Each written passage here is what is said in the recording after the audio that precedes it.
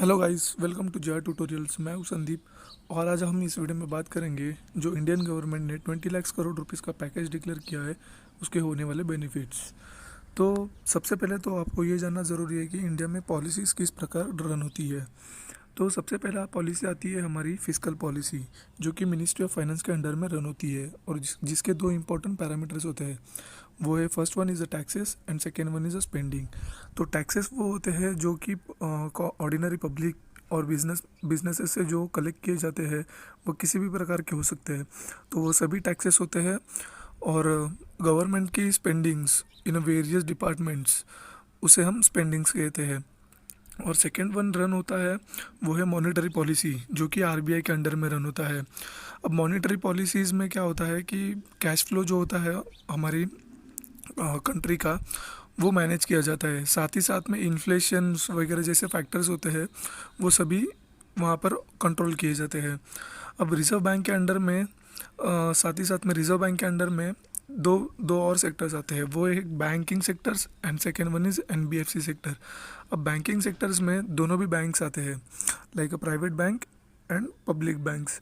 अब एनबीएफसी और बैंक, इन दोनों में सिर्फ एक छोटा सा डिफरेंस होता है। वो यही होता है कि बैंक्स में जो है कॉमन पीपल जो है वो डिपॉजिट्स कर सकते हैं, बट एनबीएफसी को डिपॉजिट लेना अलाउ नहीं होता है। तो अब दोस्तों हम देखते हैं कि इकोनॉमिक साइकिल कैसे रन होती है। ओवरऑल इकोनॉमिक साइकिल जो कंट्री में रन होती है वो कैसे रन होती है। तो सबसे पहले तो कोई भी कंपनी होती है वो मैन्युफैक्चर करती है अपने गुड्स, और उसे वो मार्केट में सेल करती है। अगर उस कंपनी, अभी आपको पता ही है कि लॉकडाउन की वजह से सभी कंपनियों का जो डिमांड है वो कम हो चुका है, यानी कि पब्लिक में कंजम्पशन जो है वो कम हो चुका है। अगर कंजम्पशन कम होता है तो डिमांड कम होता है, डिमांड कम हुई तो प्रोडक्शन कम हुआ। अब प्रोडक्शन कम हुआ तो बिज़नेस को अफेक्ट करेगा, और बिज़नेस को अगर एक बार अफेक्ट कर दिया, अगर बिज़नेस का टर्नओवर अगर कम होता है तो ऑब्वियसली जॉब लॉस होने के चांसेस जो है वो बहुत ज़्यादा होते हैं। तो इकोनॉमिक साइकिल प्रॉपरली रन करने के लिए जो कंजम्पशन जो है वो अगर इंक्रीज़ होता है तो डिमांड भी इंक्रीज़ होती है, और अगर डिमांड इंक्रीज़ हुई तो जॉब जो है वो भी इंक्रीज़ होंगे। तो यही यही कंट्रोल करने के लिए गवर्नमेंट अपनी मॉनेटरी पॉलिसी और फिस्कल पॉलिसी से दोनों से भी वो कंट्रोल करना चाहती है। तो अब यहाँ पर हम ये देखेंगे कि दो सेक्टर्स हमारे यहाँ पर इंडिया में कौन से रन होते हैं। तो पहला आता है फॉर्मल सेक्टर और सेकंड होता है इनफॉर्मल सेक्टर। तो फॉर्मल सेक्टर वो होता है जो कि गवर्नमेंट को टैक्सेस पे करता है, और सेकंड होता है इनफॉर्मल सेक्टर। तो इनफॉर्मल सेक्टर वो होता है जो इंडिया को टैक्सेस जो है वो पे नहीं करता है। अब फॉर्मल सेक्टर्स में सेक्टर्स कौन से आते हैं, तो वो कोई कोई भी और कंपनी आ सकती है जिसे टैक्स लगता है, वो होता है फॉर्मल सेक्टर। और इनफॉर्मल सेक्टर्स में वो सेक्टर्स होते हैं जो कि टैक्स से एग्जेम्प्टेड होते हैं, या फिर जो हॉकर्स होते हैं वो सभी इनफॉर्मल सेक्टर्स के अंदर में आते हैं। तो अभी कंपनी जो है वो रेवेन्यू कैसे जनरेट करती है, रेवेन्यू जनरेट करने वाली कंपनीज कौन सी होती है, तो अब वो देखते हैं, और उससे जो है गवर्नमेंट को पैसा कैसे मिलता है। तो पहला सेक्टर आता है फॉर्मल सेक्टर और सेकंड आता है एक इनफॉर्मल सेक्टर। तो जैसे कि फॉर्मल सेक्टर में मैंने बताया था, तो उसमें तीन टाइप्स आते हैं। एक होता है एमएसएमई, जो कि माइक्रो स्मॉल मीडियम इंटरप्राइजेस होता है, जो जिसकी कैटेगरी जो है वो डिफाइन की गई है। अब सेकंड आता है लार्ज इंडस्ट्रीज़। अब लार्ज इंडस्ट्रीज़ में आएंगी हमारे जैसे कि रिलायंस इंडस्ट्रीज़ है, हिंडाल्को इंडस्ट्रीज़ है, ये सभी लार्ज इंडस्ट्रीज़ में आते हैं। थर्ड वन आता है हमारा कॉटेज इंडस्ट्री। कॉटेज इंडस्ट्री यानी कि बहुत स्मॉल लेवल पे चलने वाली बिजनेसेस, बट वो भी टैक्सेस जो है वो रेगुलरली पे करते हैं। अब जो नेक्स्ट सेक्टर है वो है इनफॉर्मल सेक्टर। अब इनफॉर्मल सेक्टर में कॉटेज इंडस्ट्रीज आती है, हॉकर्स एंड लेबर्स आते हैं, स्मॉल वेंडर्स आते हैं और फार्मर्स आते हैं। अब कॉटेज इंडस्ट्रीज जो है वो फॉर्मल सेक्टर और इनफॉर्मल दोनों में भी कंट्रीब्यूट करते हैं। तो इनफॉर्मल सेक्टर्स में वो इंडस्ट्रीज आती है कॉटेज वाली कि जो बहुत बहुत ही स्मॉल लेवल पे चलती है, और उसे जीएसटी और उनके प्रोडक्ट्स पर जीएसटी जो है वो एग्जेम्प्ट किया जाता है। Secondly hawkers, labour, small vendors, ये सभी भी टैक्सेस ज़्यादा नहीं पे करते, मोस्ट ऑफ द जो है वो पे नहीं करते। फार्मर्स भी मोस्ट ऑफ द टैक्सेस जो है वो पे नहीं करते। अब गवर्नमेंट के पैकेजेस कैसे होते हैं, तो फर्स्ट पैकेज होता है रिलीफ पैकेज और सेकंड होता है इकोनॉमिक पैकेज। तो रिलीफ पैकेज में ये होता है कि जो डायरेक्टली बेनिफिट है वो पब्लिक को ट्रांसफ़र किया जाता है। वो किसी भी फॉर्म में हो सकता है, वो आपको कैश फॉर्म में भी हो सकता है, आपके बैंक अकाउंट में भी जा सकता है, या फिर आपको किसी भी प्रोडक्ट के साथ, मतलब या फिर आपको कोई भी सर्विसेज देके या फिर आपको कुछ प्रोडक्ट्स देके आपको वो रिलीफ किया जाता है। अब सेकंड आता है इकोनॉमिक पैकेज। तो इकोनॉमिक पैकेज ऐसा होता है कि उसमें बिजनेसेस को इनडायरेक्ट बेनिफिट्स जो है वो पब्लिक को दिया जाता है। उसमें बिजनेस को प्रमोट करते हैं और वो प्रमोट करने के लिए जो गवर्नमेंट है वो पॉलिसीज़ में चेंजेस करके बैंक्स को प्रमोट करती है। तो उससे क्या होता है कि मार्केट में पैसा कैश फ्लो बढ़ता है और डिस्काउंटिंग थोड़ी यूज़ हो जाती है।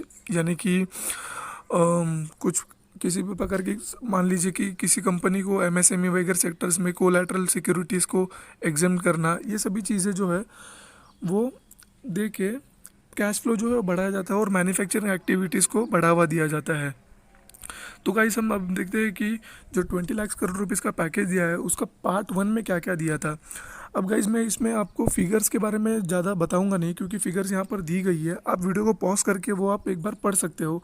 बट इसमें जो इम्पोर्टेंट हाईलाइट करने वाले पॉइंट्स होंगे वो मैं आपको ज़रूर एक्सप्लेन करूँगा।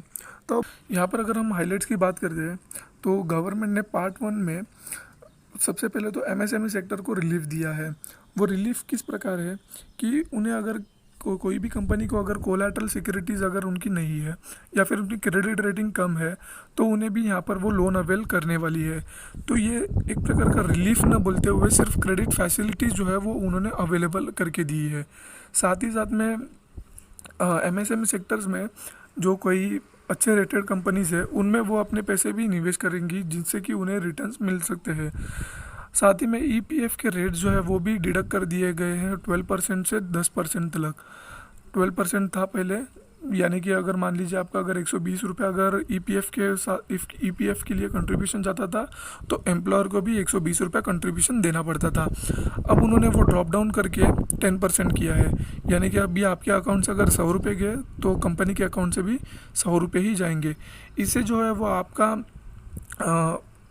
आपका जो आने वाला पैसा था वो आपको अभी मिल गया। और साथ ही साथ में नोटिस करने वाली ये भी चीज़ है कि कंपनी का कंट्रीब्यूशन भी जो है वो भी कम हो चुका है, वो भी 10% पे आ गया। यानी कि 20 रुपये जो कंपनी आपका कंट्रीब्यूट करने वाली थी वो अभी वो कंट्रीब्यूट नहीं करेगी, और वो जो 20 रुपये है वो उन्हें यहाँ पर लिक्विडिटी के तौर पर वो यूज़ करेंगे।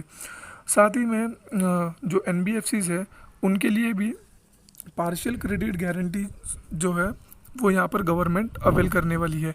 अब कई सारे एमएसएमई सेक्टर्स ऐसे हैं जिनका लोन फैसिलिटीज़ जो है वो एनबीएफसीज के तौर से होता है। अब गवर्नमेंट ये कह रही है एनबीएफसीज को कि आप एमएसएमई सेक्टर्स में जिनकी क्रेडिट रेटिंग अच्छी नहीं है उन्हें आप क्रेडिट अवेलेबल करके दो, उनकी पार्शियल गारंटी गवर्नमेंट उठाएगी। मान लीजिए कि अगर कंपनी अगर लॉस में जाती है तो उसका पार्शियल लॉस जो है वो गवर्नमेंट बियर करेगी। और यहाँ पर नोटिस करने वाली ये भी चीज़ है कि अगर गवर्नमेंट लॉस बियर करती है तो ऑब्वियसली गवर्नमेंट वो लॉस जो है वो पब्लिक के ऊपर ही ट्रांसफ़र करती है। अब नेक्स्ट आता है हमारा डिस्कॉम सेक्टर। तो डिस्कॉम सेक्टर में भी गवर्नमेंट ने क्रेडिट फैसिलिटी अवेल कर दी गई है। अब डिस्कॉम सेक्टर जो है वो यहाँ पर लॉस में चल रहा था। अब क्योंकि कंपनीज कई सारी बंद है तो इलेक्ट्रिसिटी की डिमांड जो है वो बहुत ज़्यादा नीचे ड्रॉप डाउन हो चुकी है।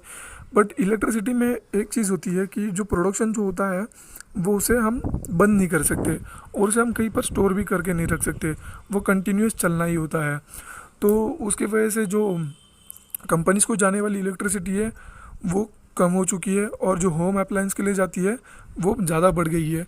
अब इसमें डिस्कॉम कंपनीज़ को लॉस कैसे होता है, तो कंपनीज़ जो कमर्शियल के लिए इलेक्ट्रिसिटी यूज़ करती है उसके जो रेट्स होते हैं वो बहुत ही ज़्यादा होते हैं, और जो होम अप्लायंस के लिए यूज़ होते हैं वो बहुत ही कम रेट होते हैं। तो उस वजह से गवर्नमेंट को जो है वो लॉसेस हो चुके हैं, और वो लॉस जो है वो घटाने के लिए डिस्कॉम सेक्टर्स को क्रेडिट फैसिलिटी अवेल कर दी गई है। अब यहाँ पर देखते हैं टीसीएस और टीडीएस यानी कि टैक्स डिडक्शन एट सोर्स या फिर टैक्स कलेक्टेड एट सोर्स, इनके रेट्स जो है वो भी कम कर दिए गए हैं।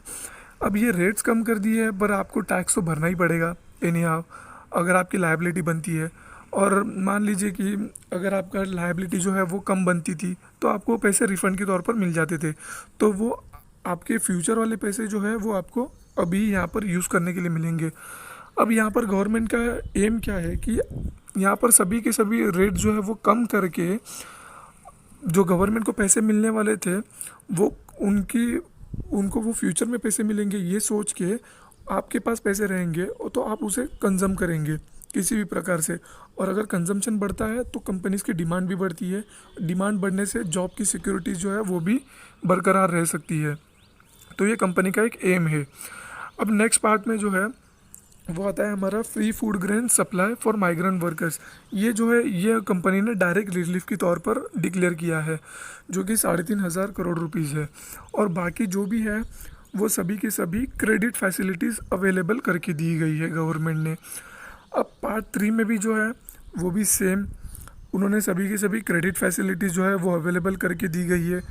अब यहाँ पर एक चीज़ नोटिस करने वाली है कि अगर क्रेडिट फैसिलिटीज़ अवेलेबल कर दी गई है और साथ ही में इंटरेस्ट रेट जो है वो भी कम कर दिए गए हैं, उन्होंने उसमें भी वेव ऑफ कर दिया है, यानी कि ये इनडायरेक्ट बेनिफिट टू ऐसे लोगों को है जिन्हें एक्चुअल में ज़रूरत है, जो कि एक्चुअल में इकोनॉमी को सपोर्ट करने वाले हैं। तो उनके लिए गवर्नमेंट ने थोड़ा बहुत सपोर्ट दिया है।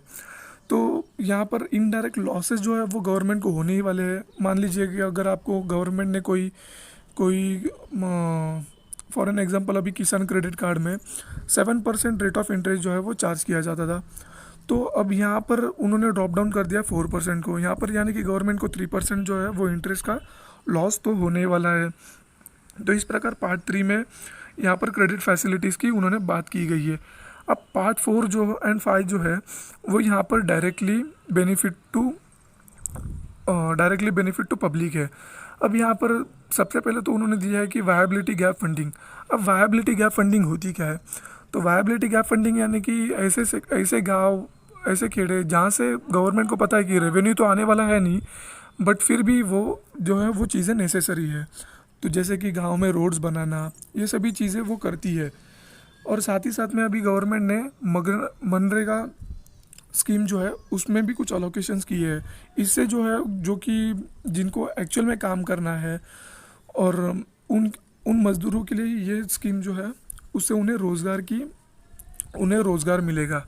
तो ये पार्ट 4 एंड 5 में उन्होंने इस प्रकार अलोकेशन की है। और इसके अगर हम समरी देखते हैं तो पार्ट 1 टू पार्ट 5 अगर हम कंसिडर करते हैं तो वो 11,02,650 करोड़ रुपीज़ होते हैं। और गवर्नमेंट ने जो अर्लियर स्कीम जो डिक्लेयर की थी उन्होंने भी इसमें वो काउंट कर दी गई है। और साथ ही साथ में आरबीआई के मेजर्स जो है वो भी उन्होंने यहाँ पर काउंट कर दिए है। आरबीआई के मेजर्स यानी कि आरबीआई ने जो रेपो रेट्स में कम किया है, जो 8 लाख करोड़ रुपीज़ आरबीआई ने अपने इकोनॉमी में जो पुट करने वाली है, ये भी उन्होंने इसमें ऐड कर दिए गए हैं। और तो इस प्रकार अगर हम इसकी टोटल करेंगे तो वो 20,97,053 रुपीज़ का ये पैकेज बन रहा है। तो इसमें यहाँ पर नोटिस करने वाली यही चीज़ है कि यहाँ पर डायरेक्टली रिलीफ जो है वो नहीं मिल रहा है। जो पैसे हैं वो एक जगह से दूसरे जगह पे घुमाए जा रहे हैं। सिर्फ यहाँ पर क्रेडिट फैसिलिटीज़ जो है वो अवेलेबल कर दी जा रही है, वो भी ये सोच के कि वो उससे इकोनॉमी जो है वो बूस्ट हो जाएगी। आई होप दोस्तों आपको इस वीडियो से ज़रूर पता चला होगा कि ये 20 लाख करोड़ के पीछे का मेन पर्पस क्या है। Thank you.